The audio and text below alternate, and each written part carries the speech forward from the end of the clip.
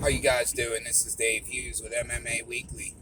Well, this weekend, the Davidson Figueroa and Leon Edwards, Nate Diaz, Israel Adesanya, and Marvin Vettori all locked horns, and a pretty good damn card. I think this card was amazing. I watched a little bit of the prelims. I missed the beginning of them, but I had shit to do. Uh, As far as we'll start with the main events, that's pretty much all I'm going to cover today. As you know, I try to keep it short and sweet and to the point. Um, Nate Diaz and Leon Edwards. Huh. The shame is that Nate Diaz has something no one else does. Maybe aside of Kobe Covington, Nate looked great in the final round. I mean, it looked like he was in the first. He'd have fought like that the whole fight. He could have won. The thing of it is, I think Dana White said it best when he's like, well, by the fifth round, Leon was fatigued. His arms had dropped. He carries some muscle in his arms, which, I mean, he needs to. But Leon Edwards looked good. He did. He fought a smart fight. Do I think he has what it takes to be Kamaru Usman? No. No, I don't. If you've watched my channel before, you know I'm not a real big Kamaru, however you want to say his name. I'm not a big Usman fan. I'm not. Do I think he's pound for pound the best fighter in the world right now? Yeah, he is. Prove me wrong, please. I'd love for someone to prove me wrong. But I think he is. His resume says it all. The next title shot is against Colby Covington, and then after that, it's Leon Edwards, whoever wins the Covington-Usman fight. So, I mean, Dana pretty much made it that it's no matter what, Usman could lose his belt to Colby, and Colby's going to have to fight Leon Edwards, which, let's face it, Leon's good, and he's not going to beat Colby either. He's ranked perfectly in the UFC. He's the third best welterweight, but that's it.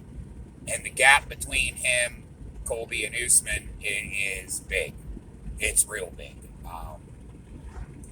Right now, I think Colby's the best chance of beating Usman. Until I see something different, maybe there's a young guy I'm forgetting about, but I don't think so. I think Usman's going to keep the belt for a while. But moving on to the co-main event, which was Davidson Figueroa and Brandon Moreno. Brandon Moreno became the first Mexican-born champion the UFC has ever had. That said, before everybody's like, oh, Cain Velasquez. Cain Velasquez was an American with Mexican heritage. It's no different than anyone claiming Italian or Polish or I don't know, things like this. So, Henry Cejudo, American as well. Henry actually won gold medals for the United States, as we all know. The annoying bastard reminds us every chance he gets. But, yeah, Brandon Moreno looked fucking amazing. Yeah, the gap between him and Davidson was pretty far, to be honest. Davidson Figueroa is a killer. He really is. In the last two fights, he's been a hit and a decline. I believe he's 31, 32 years old. That's about the time where you have to make a choice to move up in weight if you cut a lot of weight. I believe that's when Anthony Rumble Johnson did it. It has to happen. Davidson's cutting way too much weight. He looks like a freaking skeleton out there. He looked slow. That's not him. He looked weak, and that's definitely not him. So, yeah, it's time for Davidson to move up in weight, 135. I think he doesn't move up because he's like an in-betweener. Like, if there was a 130-pound division, he'd be right there, but there isn't. So, he's going to have to move up to these killers. It's just going to have to be a 135-pound division. It's rough, man. It is. Let's face it, it's a rough division. but I think he'd be all right. So anyway, the fight started out. Davidson come out like he always does, but he looked slow. Moreno pieced him up, took him down later in the fight, choked him out. Well, not out, he tapped, but Davidson did some great hand fighting. You can tell Davidson's jiu-jitsu is top shelf, but he shouldn't have been in that position to begin with. He should have spun in towards the leg, but he was fatigued. He looked bad. He really did.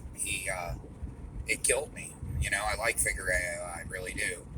I like Moreno. He's a good fighter. I don't know much about him. I know he's got a good backstory to him, but we like our champions, I guess, is how it is. But yeah, moving on. We'll go to Marvin Vettori and Israel Adesanya. Marvin Vettori actually had a pretty damn good game plan for this fight. He was trying for the takedowns, but the thing about it is what he didn't realize is, yes, he may have got better, but so did Adesanya. Vettori took so many freaking leg kicks. The kid's a tank. He's a fucking monster. He took some abuse. He's 27. He'll be back.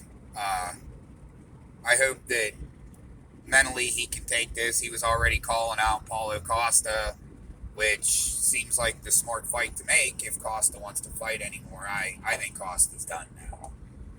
He's talking about making big money, and again, as Dana said, did he watch his last fight? He got literally butt raped at the end of the fight.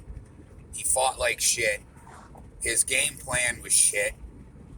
His just overall persona is shit. I don't like the man. It's bad when I don't like Israel Adesanya at all, and I was rooting for Izzy in that fight. It's just how it is. Izzy pieced him up. Anytime that Marvin wasn't literally grabbing his waist and pushing him up against the fence, and Adesanya was just constantly defending the takedown. It's same thing happened with Damian Maia earlier in the fights. These jiu-jitsu guys, these wrestlers, if they can't get you down, they don't know what else to do. They're fucked. It's not that Vettori doesn't have a strong stand-up game. It's just he doesn't. I mean, he does, but he doesn't. He hits hard. He's a big boy. He's young, but the truth of it is, his fighting style kind of reminds me of Mir. He got that level shoulder. It's easy to piece you up when you fight like that. He just comes forward. It's a sidestep and a tag, and that's what Izzy did to him. Or it's a leg kick, and you knock the guy's shit out from under him. But like I said, Izzy kicks the legs pretty damn hard, and Vettori took them all. His leg should have been done in the second round, and he went 5. So, that's how I called that one. I don't believe that the judges had it right. I don't believe it was a 50-45 decision fight. I had Vettori taking 1, maybe 2 rounds in this fight. But the truth of it is, it was Izzy's fight. Who's next for Izzy? Let's see. That's what we'll go through now. Who's next for Israel Adesanya? Well, he already moved up in weight, so that didn't work out for him. Jan whooped his ass, and it wasn't even close. It really wasn't. If you've never seen the fight, watch it. Jan and Izzy, Jan was just too big for Israel. Next for Izzy, I don't know. I guess Robert Whittaker, the rematch. They were already talking about it, but Izzy wants to fight Robert in New Zealand or Auckland or some shit like that, because it's both, they're both Australian, whatever the hell New Zealand's. I don't know. They're Kiwi, best way to describe it. So that said, I guess Robert Whittaker next. What's next for Brandon Moreno? I think a trilogy with Davidson Figueiredo would be in order. I mean, Davidson, is pretty much the only one I can see. I know they've been wanting to get Jiu-Jitsu his title before he retires because he is a hard worker and Megan Levy's his wife or whatever the fuck. But Joe Benavidez, that's about the only other guy at the top of that 125 division.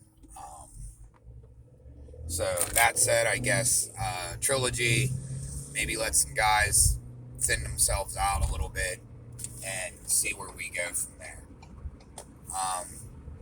Next would be Nate and Leon. Of course, I already said Leon gets the title shot. Should he fight in the meantime? I mean, no. The man took a year and a half off. If he fights, maybe take a guy that he's just going to dominate. But we all know how that seems to work anymore. What's next for Nate? I think he needs to go back down to lightweight. The truth. I believe if Nate went to lightweight and fought the current champion Oliveira, of course, I believe Oliveira is the worst champ in the UFC as far as being able to be beaten.